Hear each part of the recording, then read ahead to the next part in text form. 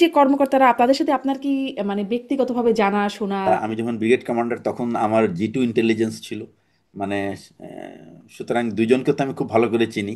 কেমন কর্মকর্তা বা কেমন তাদের ব্যক্তিত্ব চরিত্র? 250 জনের গুমের ঘটনাটা নিশ্চিত হতে পেরেছে, কে কোথায় কিভাবে করেছে। এই 250টা মামলার মধ্যে কতজন ইনভলভ হতে পারে, ইটস এ হিউজ। কেমন ঘটনাগুলো কেমন? সর্বোচ্চ মহল থেকে নির্দেশনা পেয়ে হয়েছে, নাকি ব্যক্তিগতভাবে তারা নিজস্ব স্বার্থে করেছে? এটা একটা, আমার মনে হয় কি এটা একটা কম্বিনেশন। সেনাবাহিনীর বাকি কর্মকর্তাদের মধ্যে কি এটার বিষয়ে জানাশোনা ছিল না যে এরকম ঘটনা হচ্ছে বা কারা কারা করছে? এই 15 জনকে কি গ্রেপ্তার করা হয়েছে? তাদের স্ট্যাটাসটা কি? তারা হয়তো বা just staying in the mess, police police কি গ্রেপ্তার তাহলে এখন করবে, তাদের রাইট। গ্রেপ্তার করতে পারবে? একজন তিনি লাপাত্তা। অফিসারদের শ্রেণীতে আমরা কখনোই দেখি নাই। অফিসারকে আমি চিনি, এখন he is a serving major general. ওনাকে পোস্টিং করা হয়েছিল ডিজিএফআই এর ডিজির পিএস হিসাবে। He simply went to his boss and said, I don't want to work here anymore. Civilian professional sniper, তারা কপালের মাঝ বরাবর আর কি লক্ষ্য করে গুলি করেছে। পুলিশের যে বিভিন্ন রকম ইউনিট তারা করেছে, সিটিটিবি করেছে, সোয়াট টিম করেছে, তাদের হাতে যে অস্ত্র আছে ওগুলি সামরিক বাহিনীর কাছেও নাই। হ্যাঁ, কিন্তু সেটি এটা তো লেখা। আছে, সেটি তো তিনি বলছেন এবং যে পুলিশের প্রত্যেকটা, হাতে এটা ছিল, আরেকটা কিন্তু জিনিস হলো, পুলিশের বাইরে সিভিলিয়ানদের হাতেও ছিল। না পুলিশ কিন্তু খালি গায়ের মধ্যে একটা জ্যাকেট লাগায় পুলিশ ডিউটি করতেছে, ওই জ্যাকেট খুলে ফেললে কিন্তু সে পুলিশ না, নোবডি নোজ। পুলিশের হাতে কিন্তু স্নাইপার দেওয়া আছে, বিডিআর এর কাছে স্নাইপার দেওয়া আছে। এই যে কারা এই সিভিলিয়ান স্নাইপার হাতে বা প্রফেশনাল, তারা এটা কি বের করার কোনো প্রয়োজনীয়তা কেউ অনুভব করলো না? বাংলাদেশে তো কোনো ঘটনার কেউ বের করতে চায় না, কারণ বের করলে তো তো কিছু খুঁড়তে সাপ বের হয়ে যাবে। গুমের অভিযোগে সাবেক প্রধানমন্ত্রী শেখ হাসিনা সহ 28 জনের বিরুদ্ধে জারি হয়েছে গ্রেফতারি পরোয়ানা, যেখানে 25 জনই বর্তমান এবং সাবেক সেনা কর্মকর্তা, যার মধ্যে সেনা হেফাজতে আছেন 15 জন, একজন লাপাত্তা, বাকিরা পলাতক। একজন চাকুরিরত মেজর জেনারেল কিভাবে হলেন লাপাত্তা? যারা সেনা হেফাজতে, তারা কি গ্রেফতার আছেন? এরপর কি হবে তাদের সাথে? এই সময় এসে কেন ক্যান্টনমেন্টের ভেতরে বানানো হলো সাব জেল? গুজব ছিল সেনা কু। পুরো ঘটনায় মোরাল ডাউন হওয়া সেনাবাহিনীতে কি সামনে কু আসন্ন? চাপে থাকা সেনাপ্রধান ওয়াকারুজ্জামানের ভূমিকা কেমন আর সামনে কেমন হবে? এসব নিয়ে আলোচনায় স্বপ্নধারা নিবেদিত পালস অফ পলিটিক্সে আমার আজকের অতিথি সেনাবাহিনীর অবসরপ্রাপ্ত brigadier general ATM Ziaul Hasan. Brigadier general ATM Ziaul Hasan, আপনাকে স্বাগত জানাচ্ছি পালস অফ পলিটিক্সের আমার আজকের আয়োজনে। আপনার কাছ থেকে শুরু করব যে মানে আসলে মূল প্রসঙ্গটা হচ্ছে এই যে গুম এবং মানবতা বিরোধী অপরাধের অভিযোগে মোট 28 জনের বিরুদ্ধে গ্রেপ্তারি পরোয়ানা, তার মধ্যে 25 জনই বর্তমান এবং সাবেক সেনা কর্মকর্তা। একটু সামারি করছি আর কি, যে বিষয়টা নিয়ে কথা বলবো। তার মধ্যে আমরা জানছি যে 15 জন এখন কর্মরত সেনাবাহিনীতে, একজন এলপিআরে আছেন, আর বাকিরা অবসরপ্রাপ্ত কর্মকর্তা। এটি আমরা মেজর জেনারেল হাকিমুজ্জামানের কাছ থেকে জানলাম। এবং এই 15 জনকে সেনা হেফাজতে নেওয়া হয়েছে। আমি আসলে প্রথমে একটু জানতে চাই, একটা একটা করে প্রশ্ন ছোট ছোট করে সুনির্দিষ্টভাবে জানতে চাই যে এই 15 জনকে কি গ্রেপ্তার করা হয়েছে? তাদের স্ট্যাটাসটা কি? না, এটা গ্রেপ্তার বলে না। সাধারণত অফিসারদেরকে যখন এরকম ভাবে আহ, সেনাবাহিনীতে একটা শব্দ ইউজ করা হয়, সেটা অ্যাটাচমেন্ট। হুম।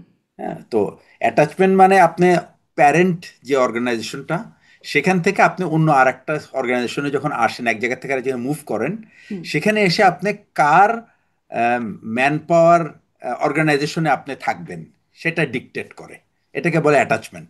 সেজন্য এই সমস্ত সমস্ত অফিসাররা সাধারণত এই ধরনের যদি কোনো ঘটনা ঘটে থাকে, যেটা শৃঙ্খলাজনিত ঘটনা, এটা তো একটা মানবতা বিরোধী অপরাধের অভিযোগে তাদেরকে, এটা আইসিটি কোর্ট এটা জানিয়েছে যে তারা, তাদের বিরুদ্ধে আহ, যে অভিযোগ উত্থাপিত হয়েছে, সে উত্থাপিত হওয়ার প্রেক্ষিতে তাদের যথেষ্ট প্রমাণ আছে তাদের কাছে। এবং এই অ্যাকচুয়ালি আইসিটি মামলার যে ব্যাপারটা, সেটা হচ্ছে যে এরা কিন্তু এই ঘটনাটার প্রথমে একটা গত 1 বছর ধরে কিন্তু একটু তদন্ত করেছে তারা। হুম। তদন্ত করে যখন তারা নিশ্চিত হয়েছে যে এই অফিসারগুলি এই একটা অপরাধী, এই ধরনের অপরাধের সাথে যুক্ত, তখন তাদেরকে কিন্তু জানিয়েছে যে তাদের বিরুদ্ধে অভিযোগ আছে। এবং যেহেতু তাদের বিরুদ্ধে অভিযোগ আছে এবং গ্রেপ্তারি পরোয়ানা জারি হয়েছে, এবং 22 তারিখের মধ্যে তাদেরকে আদালতে হাজির করতে হবে। তো আদালতে হাজির করার ব্যাপারটা হলো ইন্ডিভিজুয়াল ব্যাপার, বিকজ এই ওয়ারেন্টটা তো একজনের, প্রতিটা আলাদা মানুষের নামে হয়েছে।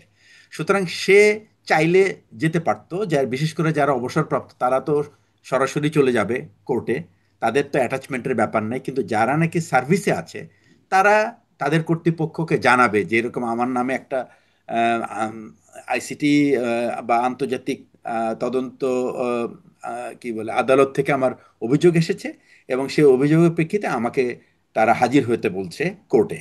এখন কোর্টে হাজির হওয়ার পরে যদি তারা হাজির না হয়, তখন কিন্তু তাদের গ্রেপ্তারি পরোয়ানা জারি হবে। আচ্ছা, তাহলে আরেকটু কোর্ট স্পষ্ট হই, তারা জানালেন সেনাবাহিনীকে, মানে আনুষ্ঠানিকভাবে যে আমাদের বিরুদ্ধে এটা গ্রেপ্তারি পরোয়ানা হয়েছে, নাকি এটা অ্যাকচুয়ালি, মানে মানে জি, না, বাহিনীর পক্ষ ব্যাপারটা থেকে হচ্ছে কি, তাদেরকে ডাকা হলো? জি। এটা হচ্ছে কি যেহেতু এটা প্রেসে চলে আসছে আগেই, এইভাবে সবাই জেনে গেছে। তো আহ, এই জন্য সে ইন্ডিভিজুয়ালি যে সামনের ব্যাপারটা কোর্ট থেকে যেটা যায় হাজির হওয়ার জন্য, সেই জিনিসটা হয়তো তাদের কাছে পৌঁছানোর আগেই সেনাবাহিনী তাদেরকে এক জায়গায় নিয়ে এসেছে, এবং এনে ওই যখন সে আসে এই ধরনের বাইরে থেকে, যদি কেউ যে ঢাকায় থাকে, তাহলে তারপরেও সে তার মাতৃ ইউনিট থেকে, এটাকে বলে যে ইউনিটে সে পোস্টিং, সেখান থেকে একটা নতুন ইউনিটে, যেটাকে আমরা বলি লজিস্টিক এরিয়া, হুম। এই লজিস্টিক এরিয়া কমান্ডারের আন্ডারে সে একটা, ওখানে একটা সে নতুন এসে জয়েন করলো, এবং সেইটা সে কোনো পদ ধরে থাকবে না, সে শুধুমাত্র ওখানে মানে ওই ম্যান পাওয়ারে থাকবে, এই কার্যক্রমটা চালানো যতক্ষণ পর্যন্ত তাকে কোর্টে না নেওয়া হয়। কোর্টে আচ্ছা। নেওয়ার পরে কোর্ট যে সিদ্ধান্ত দিবে, সেই সিদ্ধান্ত অনুযায়ী কাজ হবে। জি। তাহলে কি তাদেরকে এখন মানে পুলিশ এসে গ্রেপ্তার করতে পারবে, এবং সেনাবাহিনী তাতে কোনো মানে সেনাবাহিনীর কোনো সমস্যা নেই তাতে? না, আমি এটা ঠিক, এটা বলা মুশকিল সেনাবাহিনীর সমস্যা আছে কিনা, কারণ তাদেরকে তো একটা ডেট দেওয়া হয়েছে, 22 তারিখে তাদেরকে হুম। কোর্টে হাজির হতে হবে। যদি কোর্টে তারা হাজির না হয়, তখন তো এই গ্রেপ্তারি পরোয়ানার ব্যাপারটা। মানে তারা তো এমনি এমনি হাজির হবে, তাদের তো গ্রেপ্তারি পরোয়ানা, তাদেরকে তো গ্রেপ্তার করতে হবে। গ্রেপ্তার না তো করবে যদি, পুলিশ। হ্যাঁ, না যদি, যদি ব্যাপারটা হলো যে তাদেরকে বলা হয়েছে 22 তারিখে হাজির হতে কোর্টে।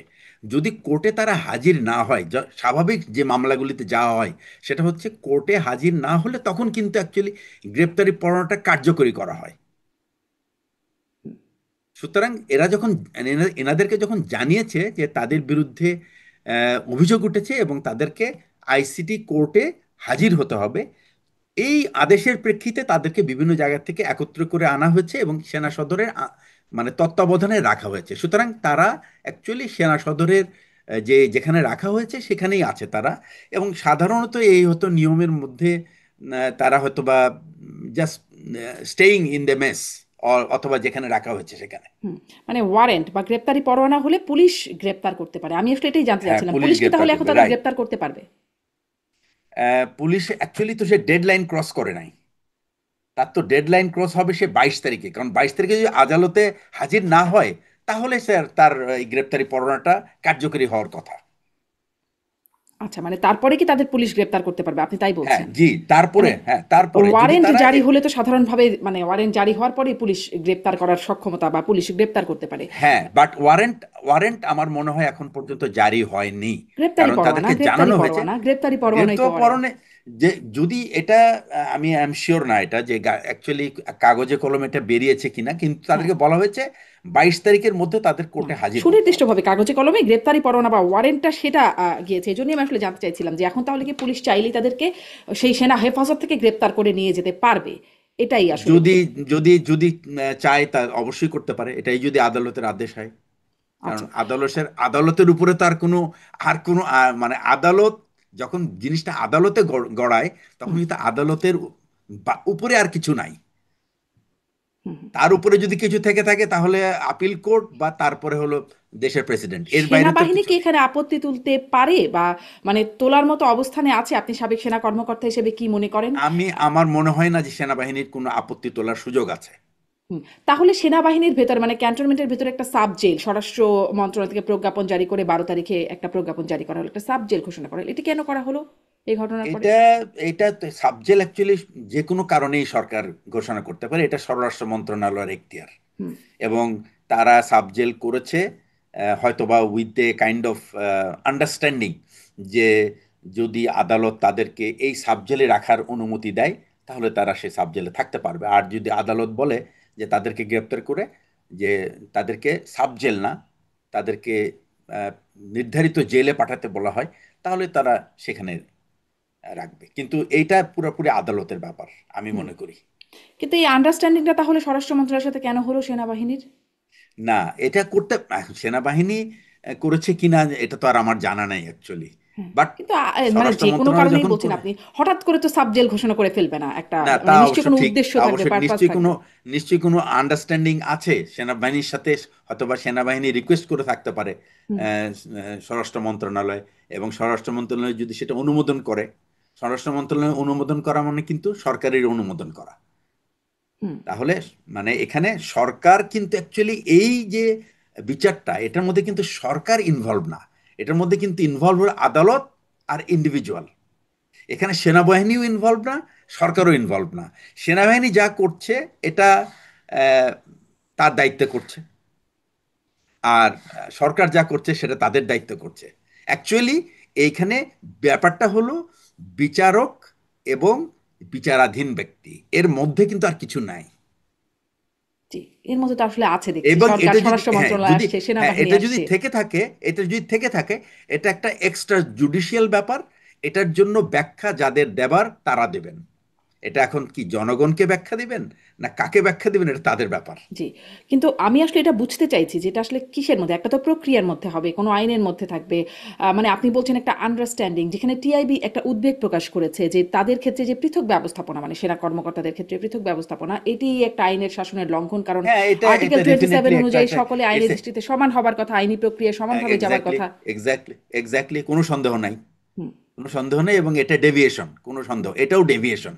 এই ডেভিয়েশনটা করা ঠিক হয়েছে কিনা, এটা যারা যে অবস্থানে আছে তারাই এটা অ্যাকচুয়ালি ব্যাখ্যা দিতে পারবে এবং দেওয়া উচিত। তার কোন ক্যাপাসিটিতে এই এক্সট্রা জুডিশিয়াল অ্যারেঞ্জমেন্ট তাদের জন্য করা হলো, আচ্ছা, এই তার মানে ব্যাখ্যাটা তারাই দেবার কথা। আপনি মনে করেন যে তাদের আসলে মানে স্বাভাবিক নিয়মেই বাকি সবার মতোই আদালতে যাওয়া উচিত, বা তাদের বিরুদ্ধে যাওয়া গ্রেপ্তারি উচিত। পরোয়ানাটাও সেভাবেই জি, তামিল করা জি, উচিত। জি, সেটি জি। আপনি আপনি মনে করছেন। আম, একটু এটিও জানতে চাই যে, যেটি বলছিলাম শুরুতেই, যে 25 জনের মধ্যে 15 জন সেনা হেফাজতে আছেন, একজন তিনি লাপাত্তা। এই লাপাত্তা হওয়া বিষয়টা আসলে কেমন হতে পারে বলে মনে করেন? আপনার ধারণা বা কোনো খোঁজ খবর আছে কিনা? কয়েকটা বিষয় আমি একটু সুনির্দিষ্টভাবেই জিজ্ঞাসা করি। যে লাপাত্তা মানে আচ্ছা। কি এরকম যে তিনি পালিয়ে গেছেন, নাকি এরকম তাকে পালিয়ে রাখা হয়েছে বা পালাতে সহায়তা করা হয়েছে, যেমন 626 জনকে সেনাবাহিনী রেখেছিল প্রথমে একরকম নিরাপদে, সেরকম করে রাখা হলো, নাকি একরকম নাটক করার পরিকল্পনা? যেমন ধরেন, আমি শুনেছিলাম সাবেক স্বরাষ্ট্র উপদেষ্টা ব্রিগেডিয়ার সাখাওয়াতের কাছ থেকে, আমারই এই অনুষ্ঠানেই বলেছিলেন যে আনিসুল হক সাবেক আইনমন্ত্রী এবং সালমান এফ রহমানকে কিভাবে একটা নাটক মতো সাজিয়ে তাদেরকে সেনাবাহিনী হস্তান্তর করেছে, কিন্তু দেখানো হচ্ছে যে তারা পালিয়ে যাচ্ছেন, একদম স্পিড বোটে করে সেখান থেকে ধরা হলো। এরকম কোনো নাটক করার পরিকল্পনা, নাকি তাকেই গুম করা হলো? আসলে কি রকম ঘটনা ঘটলো? এখানে এখানে আমার একটা ব্যক্তিগত মতামত আছে। প্রথমত আমি আপনাকে ওই লাপাত্তার ব্যাপারটা বলি। লাপাত্তাটা হলো আমাদের টার্মে, মিলিটারি টার্মে এটাকে বলা হয় AWL, অ্যাবসেন্ট উইদাউট লিভ।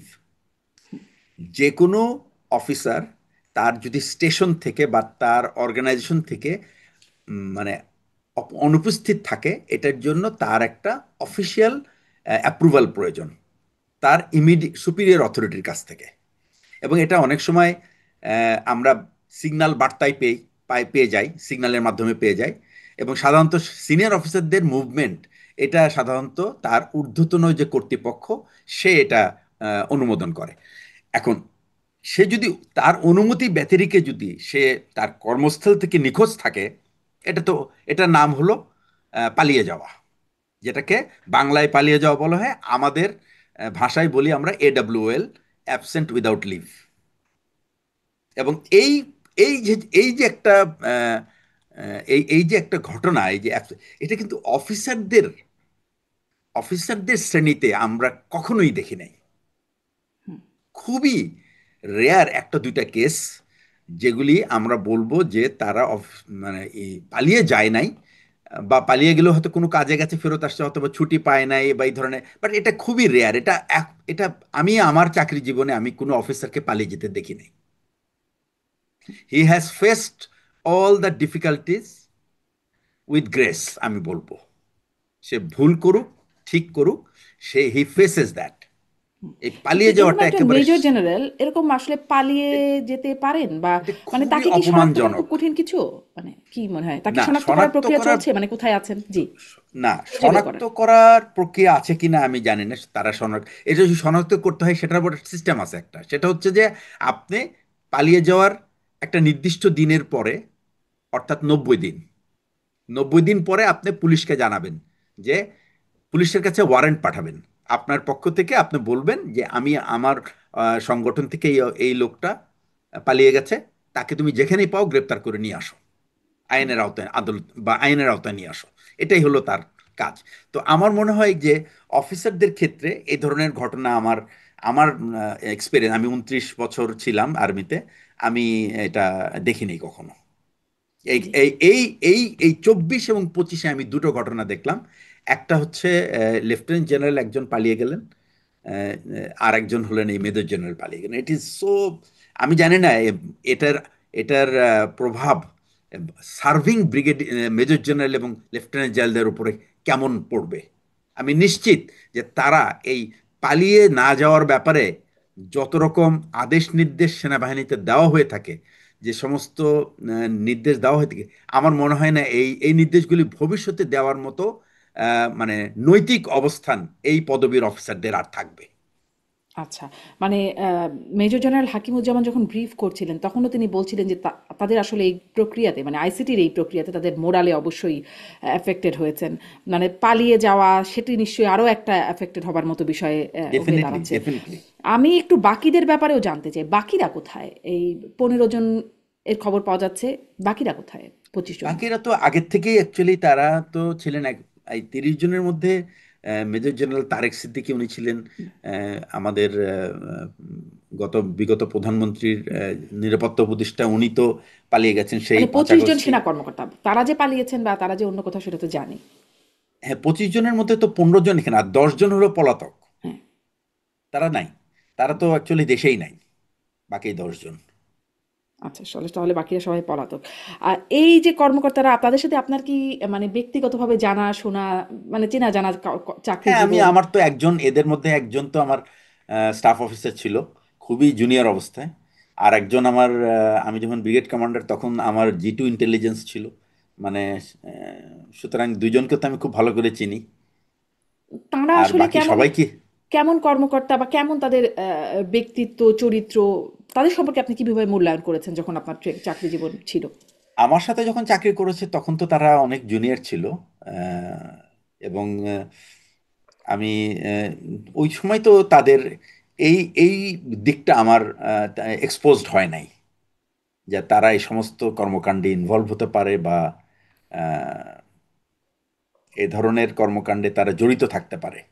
এই বিষয়টা আসলে মানে অ্যাকচুয়ালি যখন মানুষ তার পেশাগত ধাপ অতিক্রম করে, তখন সে অ্যাকচুয়ালি আস্তে আস্তে নিজেকে চিনতে শুরু করে যে তার কি করা উচিত বা কি করা উচিত নয়। এই দায়িত্ববোধটা সেই ইন্ডিভিজুয়ালের। আমি মনে করি যে এই ইন্ডিভিজুয়ালের দায়িত্ববোধ থেকে হয়তোবা কোথাও তারা কোনো কম্প্রোমাইজ করেছে, হয়তোবা তারা তাদের ব্যক্তিগত বেনিফিট ব্যাপারটা তাদের কাছে প্রাধিকার পেয়েছে সংগঠন এবং দেশ এবং বিবেকের থেকে। এটা হতে পারে। এগুলি তো সবই একটা খুবই খুবই তো একটা মানে ইনট্যাঞ্জিবল রাদার কোয়ালিটি ইন্ডিভিজুয়ালের। এটা দেখা যায় না, এটা ইন্ডিভিজুয়ালি সে যেটাকে তার দৃষ্টিভঙ্গি থেকে সেই আচরণটা করেছে, জি, কিন্তু ওই যেই যে করে আপনি থাকুক। বলছিলেন যে যখন জুনিয়র ছিলেন তখন আসলে বিষয়টি এক্সপোজড হয় না, কিন্তু এ তখন না, জীবনের না, ধাপে ধাপে আস্তে এরকম আস্তে হয়তো এক্সপোজ অ্যাকচুয়ালি হয়েছে। এই ধরনের কোনো সুযোগ তখন ছিলও না, হুম। যে আচ্ছা, তাদের তখন ছিল না। কিন্তু এই যে পরবর্তীতে এক্সপোজড মানে হতে থাকলো, তার সিনিয়র হতে হতে সেনাবাহিনীর বাকি কর্মকর্তাদের মধ্যে কি এটার বিষয়ে জানাশোনা ছিল না যে এরকম ঘটনা হচ্ছে বা কারা কারা করছে? তারাই তো শুধু না, তাদের আদেশ তামিল করেছেন এরকম আরো অনেকে নিশ্চয়ই আছেন। আহ, যেহেতু আয়না ঘর বিষয়গুলোই ছিল, জানাশোনা কি হুম, ছিল না সেনাবাহিনীর মধ্যে? অবশ্যই, অবশ্যই আছে। এই চেইনে তো অনেকেই ইনভলভ থাকবে। মাত্র তো দুটো ঘটনাকে সামনে এনে এই আহ, মামলা হয়েছে, এবং সেই মামলার প্রেক্ষিতে ইনাদেরকে প্রাথমিকভাবে তারা চিহ্নিত করতে পেরেছে যে এই এই সমস্ত মানুষ ইনভলভ ছিল। এরপরে যখন কোর্টে যখন জিজ্ঞাসাবাদ শুরু হবে, তারপরে আরো এগুলিতে হয়তো আরো অনেকেই নাম চলে আসবে, আরো অনেক মামলা। আহ, গুম তো এই দুইজন না, শুধু দুইজন তো সামরিক অফিসার, এবং সেই সাথে আরো কয়েকজন বিশিষ্ট ব্যক্তি ছিল।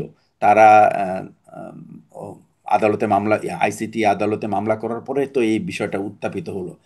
এছাড়াও তো দেশে তো প্রায় 1500 থেকে 1600 গুম হয়েছে। এর মধ্যে আইসিটির যে রিপোর্ট, সেটা অনুযায়ী 250 জনের গুমের ঘটনাটা নিশ্চিত হতে পেরেছে, কে কোথায় কিভাবে করেছে।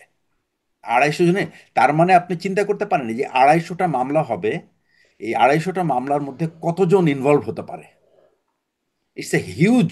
কিন্তু আরও তার মানে ইনভলভ হতে পারে এটি বোঝাই যাচ্ছে। কিন্তু প্রধান উপদেষ্টা প্রেস সচিব যেটি বললেন যে আর কারো বিরুদ্ধে, সেনা কর্মকর্তাদের আর কারো বিরুদ্ধে গ্রেপ্তারি পরোয়ানা জারির পরিকল্পনা আমি তো নাই বলে আগেই তিনি বলেছি জেনেছেন। আপনাকে আমি তো আগেই বলেছি আপনাকে, এটা কিন্তু অ্যাকচুয়ালি সরকারের বিষয় না, এটা স্বরাষ্ট্র মন্ত্রণালয়ের বিষয় না, এটা ওই সেনা প্রধানেরও বিষয় না। এটা কিন্তু আদালত এবং প্রসিকিউটর। তাহলে তারই প্রসিকিউটর যদি বক্তব্যটা কেস, সম্পর্কে আপনি কি মন্তব্য করবেন?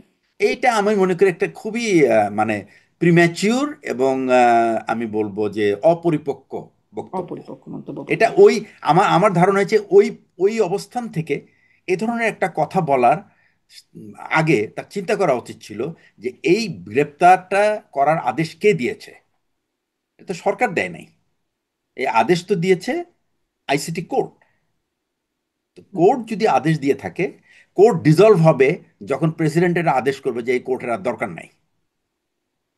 তার আগে তো এই কোর্ট, তার আগে তো তাকে কেউ ডিক্টেট করতে পারবে না, যদি সত্যিকার অর্থে বিচার বিভাগ স্বাধীন হয়ে থাকে, যেটা আমরা প্রায়ই শুনি। কিন্তু আসলে তো স্বাধীন কি সেটা তো আমরা আগেও দেখেছি। জি।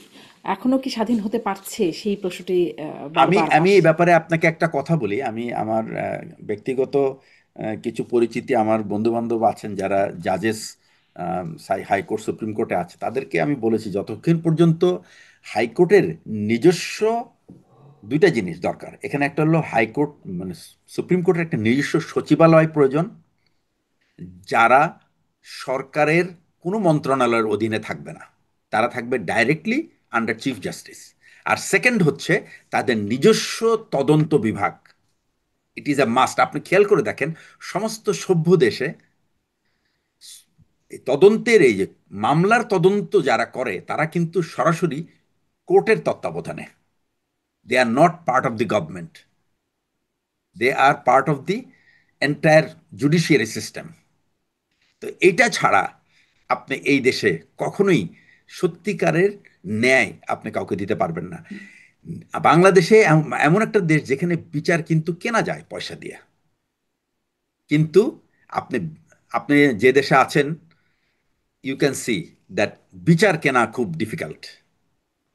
হ্যাঁ, আপনি বিচারের জি, এটাই আপনি তো আমাদের নামে দুঃখের বিভিন্ন একটা রকম ব্যাপার যে ঘোরাফেরা করতে সেপারেশন অফ পারবেন। জুডিশিয়ারি আমরা খালি তত্ত্বটাই জানি, কিন্তু এটির বাস্তবায়ন আসলে কোনো কেউ সরকারই চায় না, কখনো করলো না। আসলে কেউ চায় না, সরকার চায় না, বিচার বিভাগ তারা চাইলেও তাদেরকে একেবারে এমনভাবে কি বলবে, অটিস্টিক বানিয়ে রাখবে যে তারা আর কোনো কাজই করতে পারবে না। সবচেয়ে বড় জিনিস যেটা হলো যে নিয়োগ, বিচারক নিয়োগ যেটা, এই নিয়োগ প্রক্রিয়াটাই তো আমাদের খুব ফল্টি, কোন অ্যাবসলিউটলি ফল্টি। আপনি দেখেন লোয়ার কোর্টের যত বাংলাদেশের মানুষের বেশিরভাগ বিচার কিন্তু লোয়ার কোর্টে হচ্ছে। সেই লোয়ার কোর্টের বিচারক কে সিলেক্ট করছে? সরকার। তো সরকার যখন বিচারক সিলেক্ট করবে, তখন তো আপনি দেখবেন যে এই সরকার তার সেই মতবাদের রাজনৈতিক মতাদর্শের বিচারক পাবেন, ওই সরকার চলে গেলে আর এক রাজনৈতিক মতাদর্শের বিচারক পাবেন। এইরকমই। আর সেই বিচারক কি আসলে সত্যিকারের বিচার করার ক্ষমতা রাখে কিনা, সেটাও একটা ব্যাপার। জি, যদি এটা বিচারক আবার একটা যদি দীর্ঘ সত্যিকার আলোচনা। অর্থে, এটা একটা হ্যাঁ দীর্ঘ এটা অনেক আলোচনা, বড় সেপারেশন আলোচনা, অফ হ্যাঁ, জুডিশিয়ারি এই রাইট, হ্যাঁ। বিষয়ে মানে কার্যকর হয় না। থিওরিতে আছে, খুব সুন্দর থিওরি আছে, কিন্তু সেটি আসলে আসলে আমি কার্যকর না। আপনাকে ম্যাডাম একটা কথা বলতে চাই, সেটা হচ্ছে যে আমাদের যে কোনো ক্যাডার সার্ভিস নির্বাচনের জন্য কিন্তু কোনো আমি বলবো ইম্পার্শিয়াল সিলেকশন প্রসিডিওর নাই, একটা সিলেকশন প্রসেস নাই, বা তার ব্যাকগ্রাউন্ড চেক করা হয় না যে সে actually where from is coming, তার ব্যাকগ্রাউন্ডটা কি, সে কোথা থেকে আসতেছে, কি লেখাপড়া করে আসতেছে এই বিচার করার জন্য। That's very important. না, লেখাপড়া তো সার্টিফিকেট জমা দেয়াই হয়। না, হয়। That certificate is does not will না, এই জন্যই তো তাদের ফেস টু ফেস ইন্টারভিউ দরকার বিফোর সিলেকশন অ্যাজ এ জাজ। হুম। ভাইবাও হয়। না, আমার মনে হয় না যে কোনো সিলেকশন, জি, মানে আপনার কাছে ইট হ্যাজ, প্রক্রিয়াটাতে ফল্টি মনে হয়, এটা এটা আপনি বলতেই পারেন। আমার আমি কাছে একটু পক্ষে, এবং আমি মনে করি যতক্ষণ পর্যন্ত একটা প্যানেল দ্বারা এই হুম, কোশ্চেনিং না হবে, and it has to be public. জি, প্রথম কথা হলো it has to be questioning, it's to be done and it's to be public so that people see how it is they are selected. জি, মানে fair প্রক্রিয়ার মধ্য দিয়ে আসতে হবে বলছেন। আপনি বলছেন যে ওই যে গুম কমিশনের ঘটনা 250 জনের ব্যাপারে নিশ্চিত হওয়া গেছে। আ আসলে পুরোপুরি তো আর মানে বলা সম্ভব না। তারপরেও আপনার ধারণা, আপনার জানাশোনা থেকে জানতে চাই। এখানে আ সর্বোচ্চ পর্যায়ের সম্পৃক্ততা, কারণ এই মামলার আসামি হচ্ছে, প্রধান আসামি হচ্ছে সাবেক প্রধানমন্ত্রী শেখ হাসিনা। কতগুলো ঘটনায় আসলে মানে সম্পৃক্ততা থাকা সম্ভব, আর কতগুলো মানে কেমন ঘটনাগুলো কেমন সর্বোচ্চ মহল থেকে নির্দেশনা পেয়ে হয়েছে, নাকি ব্যক্তিগতভাবে তারা নিজস্ব স্বার্থে করেছে, বিষয়গুলো আসলে কেমন হয়েছে বলে আপনার ধারণা বা জানতে পারেন যা? এটা একটা, আমার মনে হয় কি, এটা একটা combination, it's a combination of many thing. কারণ যখন রাষ্ট্রের এই ধরনের সংগঠনগুলি, এই যে র্যাব বা ডিজিএফআই এর বিশেষ করে গোয়েন্দা পরিদপ্তররা, তারা যখন আহ, বাংলাদেশের মানুষের কিন্তু গোয়েন্দার উপরে এক ধরনের ঘৃণা জন্মে গেছে। মানে এটা শুধু ভয় না, এই ঘৃণাটা জন্মেছে ভয় থেকে, আমি মনে করি। কারণ এই এই মানে সংগঠনগুলি, আমি বলবো এত অপব্যবহার হয়েছে, এবং তারা তাদের মূল যে উদ্দেশ্যে তাদেরকে গঠন করা হয়, সেই যে রাষ্ট্রের স্বার্থ দেখার জন্য, সেটার থেকে অনেক অনেক দূরে সরে গেছে এরা, অনেক দূরে সরে গেছে। এবং এরা, এই সমস্ত গোয়েন্দায় যারা যায়, তাদেরকে আসলে নির্বাচন করা হয় সেই সমস্ত অফিসারদেরকে যারা আপনাকে পার্সোনাল সার্ভিস দিবে, যারা ইনস্টিটিউশন, এটাকে ইনস্টিটিউশন হিসেবে ধরে নেবে যে he is part of N institution and he has to serve the institution, তারা কিন্তু এই সমস্ত কাজে ইনভলভ হবে না। আমার কাছে এরকম উদাহরণ আছে যে একজন অফিসারকে আমি চিনি, এখন he is a serving major general. ওনাকে পোস্টিং করা হয়েছিল ডিজিএফআই এর ডিজির পিএস হিসাবে, পার্সোনাল সেক্রেটারি। অর্থাৎ সে তো অনেক কিছুই জানবে এবং দেখবে সে অনেক কিছু হচ্ছে। হি only serve for few months and then he simply went to his boss and said, I don't want to work here anymore. Just leave me. Send me wherever you like, but not in DJFI.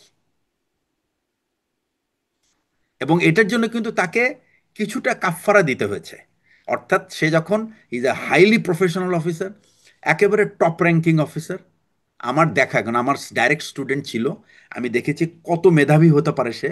এবং সে তার মেধার কিন্তু পুরস্কারটা যথাসময়ে পায়নি। তাকে এটার জন্য কিছুকাল তাকে ধৈর্য ধরে অপেক্ষা করতে হয়েছে। তার মানে তার পরের যারা আছে তাদেরকে তার সামনে পদোন্নতি দেওয়া হয়েছে, কিন্তু তাকে চুপচাপ সহ্য করতে হয়েছে এটা। এরপরে একটা আহ, কোনো একটা আমি বলবো যে কারণে, অথবা হয়তোবা তার ভাগ্য সুপ্রসন্ন হয়েছিল এবং সে প্রমোটেড। বাট এই ধরনের অফিসার খুবই কম সেনাবাহিনীতে এখন। হুম, জি। কম কেন সেই প্রশ্নটা তো থাকেই। সেনাবাহিনী আমাদের মানে এতদিন ধরে বলে আসছে। এখন অবশ্য সেনাবাহিনীকে প্রচুর গালাগালি করা হয়। কিন্তু গর্বের প্রতীক, সার্বভৌমত্বের প্রতীক, এরকম আমরা সবসময় বীর ইত্যাদি উপাধি দিয়ে দিয়ে সেনাবাহিনীকেও বিশেষায়িত করা হতো। এখন একদমই যাচ্ছে তাই গালিগালাজ, অশ্লীল গালিগালাজও করা হয় সেনাবাহিনীকে নিয়ে। কিন্তু আমি আমার এই মনে হয় প্রশ্নটা এটা আপনার কাছে আমি করতে মনে করি। চাই। জি। আগে একটু এটা শুনে নিই যে এই যে সেনাবাহিনীর ভিতরে জানা শোনা যে এরকম ঘটনা ঘটছে, তাহলে সেনাবাহিনী কেন নিজে থেকে কোনো ব্যবস্থা নিল না? আচ্ছা, 5ই আগস্টের পরেই কেন নিল না? এতদিন গেল, আহ, অভিযুক্তদের বিরুদ্ধে কোনো রকম তদন্ত ব্যবস্থা কেন হলো না? এটা আমি প্রথমে বলবো যে আহ, আমি এটাকে, আমি মনে করি যে এটা একটা অনেক বড়, অনেক বড় ভুল এই না নেওয়াটা। কারণ আমরা আমাদের চাকরি জীবনে দেখেছি যে অভিযোগ প্রমাণের প্রয়োজন হয় নাই। এই এই যে প্রমাণ করতে হয় না, এটার প্রচারণাই এক ধরনের শাস্তি। এই এই এই অভ্যাসটা বা এই এই এই ট্র্যাডিশনটা কিন্তু সেনাবাহিনীতে আমি অনেক দিন দেখেছি, এবং যেটা সেনাবাহিনীর অফিসারদেরকে সবসময় মানে রাইট ট্র্যাকে রেখেছে। হ্যাঁ, এর মানে এই না যে তখন ফেরেশতা ছিল, এখন সবাই শয়তান হয়ে গেছে, তা কিন্তু না। তখনও দু একজন এরকম ছিল এবং তাদের বিরুদ্ধে যথাযথ ব্যবস্থা নেওয়া হতো। কিন্তু এই যে গত 15 বছরে যে পচনটা ধরেছে এই বাহিনীর ভিতরে, যে বিভিন্ন বিভিন্ন জায়গায়, এইটা মানে আমি মনে করি যে যারা সহ্য করেছে তারা অনেক দায়ী, অনেক বড় দায়ী। আর সহ্য করে যারা এটার প্রতিকার করে নাই, তো যারা করেছে তারা তো দোষী। তাহলে আর এই যারা ব্যবস্থা এই নেওয়া বা সমস্ত প্রতিকার নেওয়ার দায়িত্বটা কার ছিল? যদি বলি পদ ধরে ধরে কোন পদের মানুষের উচিত ছিল যে বা দায়িত্ব ছিল ব্যবস্থা আমি নেওয়া? তো মনে করি যে যেখানে যার দায়িত্ব ছিল সেটাই, মানে সেনা প্রধান যদি সর্বোচ্চ এই বাহিনীর প্রধান হয়ে থাকে, বা যে কোনো বাহিনীর প্রধান যদি সর্বোচ্চ প্রধান হয়ে থাকে, যেমন আমি আপনাকে একটা ছোট্ট উদাহরণ দিই বাহিনীর ব্যাপারে, যে প্রধানদের ব্যাপারে একটা উদাহরণ দিই। বিমান বাহিনী প্রধান 5ই আগস্টের পরেই বিমান বাহিনীর একটা অফিসারকে ডাইরেক্টলি দেশের, রাষ্ট্রের স্বার্থের বিরুদ্ধে অন্য একটা গোয়েন্দা সংস্থার পক্ষ হয়ে কাজ করার জন্য সে ধরা পড়ে যায়। তাকে সম্ভবত 14 বছর জেল জেল দেওয়া হয়েছে। এই একটাই কিন্তু যথেষ্ট হয়ে গেছে ওই মানে বাহিনীকে ঠিক করতে। কিন্তু দুঃখজনক হলো সেনাবাহিনী কিন্তু এই পদক্ষেপ নিতে ব্যর্থ হয়েছে, এবং এটাই হলো সবচেয়ে কষ্টকর ব্যাপার। তাহলে কি এই দায় সেনাপ্রধানের? যদি সে ঠিক সময় মতো ব্যবস্থা না নিয়ে থাকে তাহলে তো অবশ্যই। জি, এই দায় আপনি আহ, এখন কেন সে নেয় নেই, হুম। সেই সেই যুক্তি তার কাছেই আছে। কিন্তু আমি একজন একজন অবসরপ্রাপ্ত সিনিয়র অফিসার হিসেবে আমি এটা মেনে নিতে পারি না যে যে সেনাপ্রধান যদি জেনেও থাকেন যে তার অফিসাররা এই ধরনের কর্মকাণ্ডে ইনভলভ ছিল, অবশ্যই জেনেছেন, না জানার কিছু নেই, পুরো সেনাবাহিনী জানে, তাহলে আগের থেকেই উনি কেন এই ধরনের ব্যবস্থা, যে শাস্তিমূলক ব্যবস্থা বা যা নেওয়া দরকার সেগুলি কেন জি। নেন নাই? আপনি মনে করছেন সেনাপ্রধানের এই দায়িত্ব নেওয়া উচিত ছিল। আপনি বলছিলেন যে আগেও এরকম যে ঘটনা ঘটে নাই তা না। মানে গুমের ঘটনাগুলো আগে কি করে ঘটেছে বা গুমের কতটা ঘটনা আগে ঘটেছে? কখনো হয় না। জি। গুমের ঘটনা কখনোই ঘটে নাই কিন্তু নূর সেনাবাহিনীতে। খান লিটন গুম কমিশনের অন্যতম সদস্য, তিনি একটা প্রোগ্রামে বলছিলেন, একটা লাইভ প্রোগ্রামে, যে এইরকম ঘটনা, গুমের ঘটনা আগেও ঘটেছে। যেমন 70-এর দশকে মাসুদ নামের একজনের কথা বলছেন, যুবলীগের সম্ভবত তিনি তখন ছিলেন। তিনি বলছিলেন যে তাকে এরকম গুম করে ফেলা হল, এখনো পর্যন্ত তার লাশ বা তার অস্তিত্ব কোথাও পাওয়া যায় সত্তরের নাই। দশকের মানে ব্যাপারটা। তারপর থেকে হুম, 70 দশকের পর থেকে এটা চলমান, তারপরে হয়তো এই 15 বছর সেটার এখন মাত্রা আমি আসি বেড়েছে। এই কথাটায়। আমি আপনাকে যে আজকে আমার এটা একটা লেখা আমি পাঠিয়েছি এক জায়গায় একটা পত্রিকাতে পাশ করানোর জন্য, এবং যে গত 15-16 বছরে এই যে সেনাবাহিনীর, মানে দেশের যে বিভিন্ন গোয়েন্দা সংস্থাগুলির যে পতন ধরেছে, এই অধঃপতনের কারণ কি, কিভাবে হলো এটা। তো আগে যে কাজগুলো, ওই গুম টুম যেটা হতো সেটা কিন্তু, সেখানে কিন্তু এই র্যাব তো প্রথমে, র্যাব তো ছিলই না, হুম, সুতরাং র্যাবকে 70 দশকে র্যাব ধরা যায় না। হুম, ডিজিএফআইয়ের কিন্তু এই রাজনৈতিক অঙ্গনে পড়েছে ডিজিএফআই রাজনীতিতে, এই যে আগমন, এটার আগমন কিন্তু ঘটে জেনারেল এরশাদের সময়। তিনি কিন্তু তার পার্টি গঠন করার জন্য ডিজিএফআইকে, সারা বাংলাদেশের সমস্ত ডিজিএফআইকে কাজে লাগিয়েছেন। হ্যাঁ, এর আগে অনেকে বলতে পারে যে প্রেসিডেন্ট জিয়াউর রহমান তো প্রেসিডেন্ট থাকা অবস্থায়, সীমাবদ্ধ থাকা অবস্থায় উনি রাজনৈতিক দল গঠনের প্রক্রিয়া শুরু করেছেন।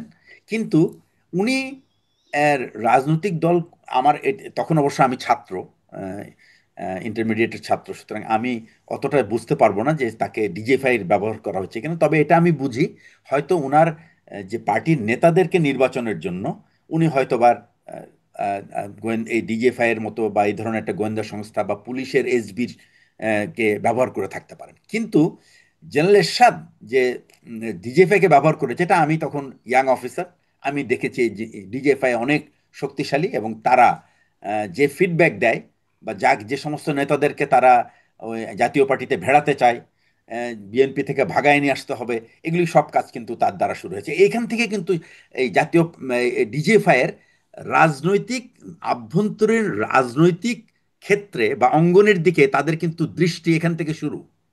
তাই এই জানালাটা তখন খোলা হয়। হুম, সেই খোলা জানালার ব্যবহার কিন্তু করেছে বিএনপিও।